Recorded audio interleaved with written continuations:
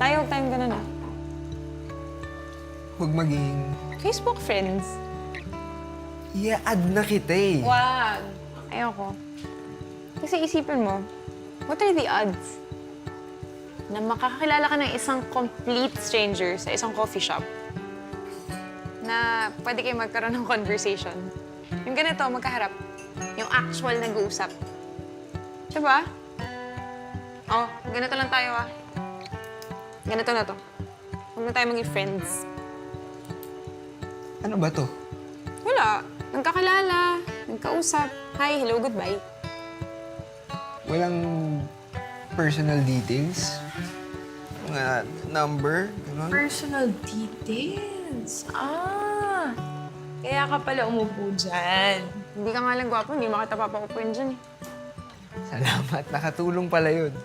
Makatulong talaga, no?